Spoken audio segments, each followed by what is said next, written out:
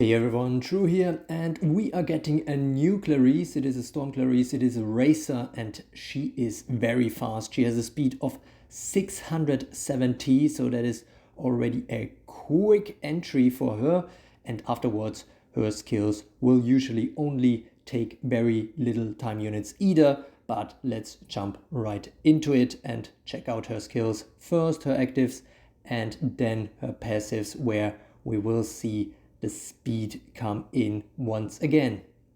Her first active skill is Rallying Queen and gains 2 spirit for your team and costs 100 time units in the base variant. It deals 100% damage to one enemy, and she helps certain friends on your team, and that is specifically the units that can stun or combo burst with their active skills, and active attack skills that unlock for one use when the user deals damage with an attack are also considered combo burst type skills, so they don't need to be specifically combo burst moves.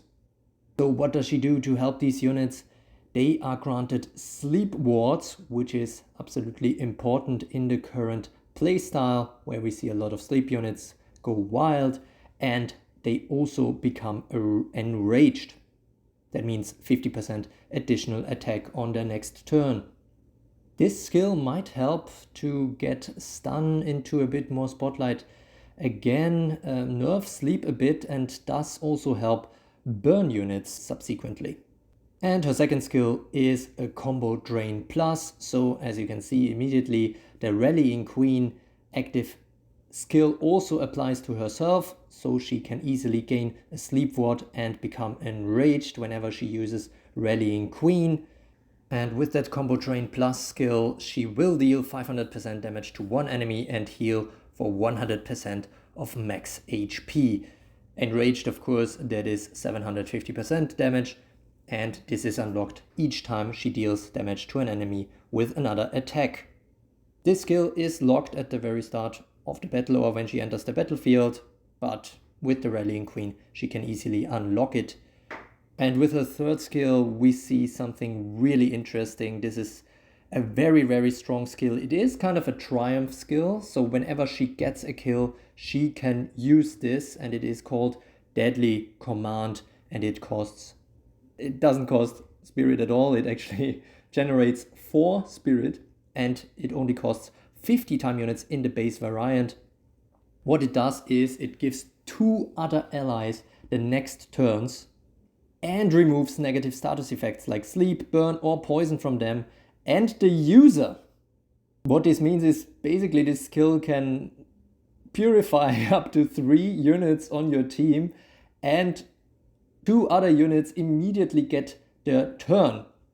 Of course, counter stands and stuns can mess with that, but still, this is a very strong skill, and it is unlocked each time she defeats an enemy with an attack. And given her mechanics that we will see in her passives, this is actually a super powerful combo, at least in my opinion. As usual with this kind of command, active skills that grant turns cannot be used by affected units, so you can't have a give turn chain based on this skill either. And another slight drawback is if we look towards the end of the battle, she cannot use it if she is alone on the battlefield, and if she's, for example, just with one other unit on the battlefield, it will not reduce her own time units if she is targeted. And then we have the last skill, and this one is quite juicy. After we saw something similar with King Arthur, we now get Fatal Frenzy, and that is a skill that actually costs 3 spirit, similar to the Regal Eclipse, and it costs 100 time unit in the base variant, 250% damage to one enemy, and 400% damage if the user has defeated 2+ units with attacks while on the battlefield. This can only be used if she at least defeated 1 unit on the battlefield, and it ignores any passive skills or effects of active skills of non-boss enemies that would prevent the target from being defeated. So everything from hold ground plus, can't die until the turn, like with Morphe or Storm Michaela, Shield of Eldine by Bright Ludmilla, especially considering the elemental advantage from Storm Clarice, all of them can potentially be defeated by this attack. Of course, it is not a super high damage, especially if she only defeated one enemy, but you don't need super high damage if, for example, a Hold Ground Plus is already triggered by another attack. So all in all, this is a really strong active skill set, but where it really shines is with the passive skills. So in combination with the passive skills, I think this becomes a really, really potentially strong package that can do a lot of good things. Before I talk any further, let's dive into the first passive, and that is Queen's Momentum, and it is basically a deadly momentum with some extra stuff attached. So again, deadly momentum, like with the original Lancelot, whenever she kills a unit, she immediately gets another turn. And why do I think this is so crazy with her skill set is that if she gets a kill, she can immediately use the deadly command afterwards. If she is not stunned or maybe fell asleep by a thorn from Sleeping Beauty or something like that, but she does probably have a sleep ward up in most cases. And so if she gets the kill, maybe through Rallying Queen, through Combo Drain Plus, through Fatal Frenzy, she has 3 skills that can actually potentially kill a unit, especially if it is low HP.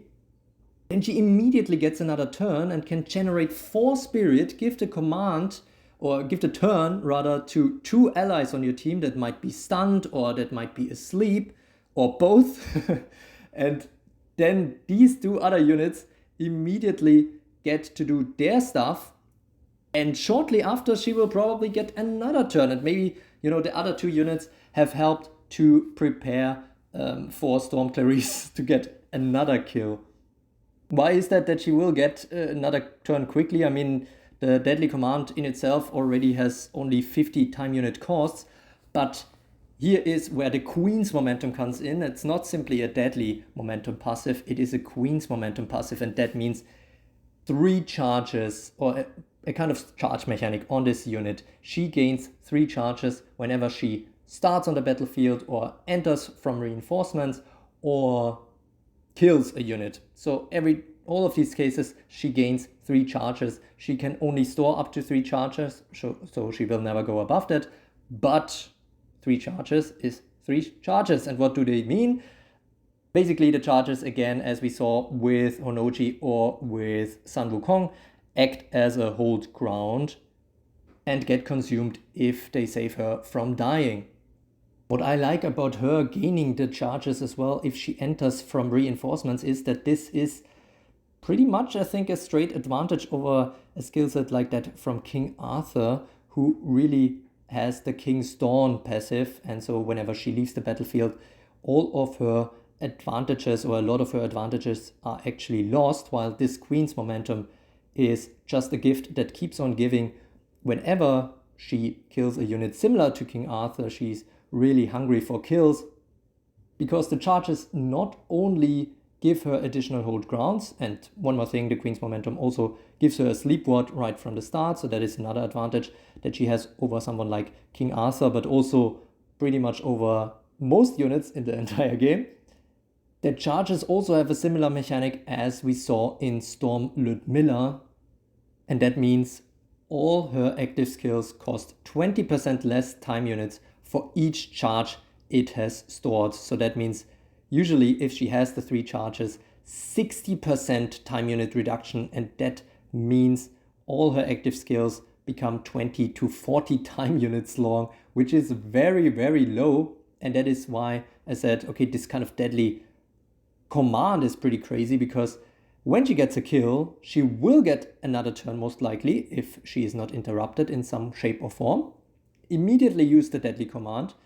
2 other teammates of her will be able to get off some attacks. I mean, there is some spirit involved. I mean, she gives 4 spirits, so that should give the units a good chance to get some damage in. And then, yes, I mean, the skill, the spirit might go a bit low, but she can still use Rallying Queen then. She most likely has 3 charges up until that point. After just 20 time units, she will get another turn, and then basically use Rallying Queen, for example, with a 40 time unit skill. And given that 2 other units are coming before her, maybe it is enough to prepare another unit for dying on the enemy team. And so maybe even Rallying Queen might get a kill for her. Of course, if she has enough spirit, it would be even better if she gets off a Fatal Frenzy.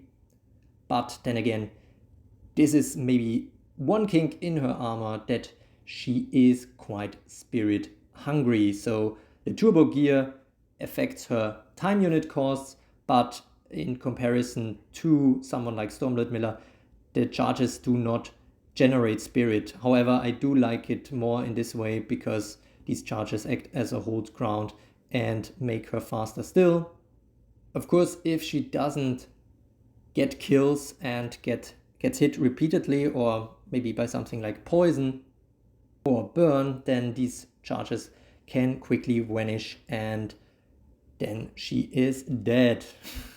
Anyways, in my eyes, she's a very strong package potentially. I'm very interested to see how she will shape the meta landscape, especially possibly even in combination with someone like King Arthur. Do we see that kind of overpower skill set become meta over something like Burn or Sleep? Is Sleep getting pushed back a bit? I mean, especially Water Alice is something that has a pretty hard time, I think, against teams running Storm Clarice in the future. And it will also be interesting to see if this Storm Clarice can help these kind of stun or combo burst type units, for example, even someone like Earth Ossia, to get a bit more screen time in the arena. All that said, of course, there are some counters to her. She can easily get stunned and then needs to get the turn maybe from another ally, or needs to just wait until she gets that other turn. And of course, her AI might play a very important role in terms of how much hate she gets, how much she gets targeted, and who she targets. However, I do think I've seen some promising stuff in that, but more on that, of course, in my extensive analysis and review, where we look into the AI and what tier I think she will go to in arena, in what teams she can be used, and what constellations, etc., etc. But for now, thanks to LensJS and Saturn for the materials used in this video. Stay tuned for some high-level arena footage, including Storm Clarice, coming up soon on this channel. So don't forget to like and subscribe to become a true carrot. And as always, thanks for watching.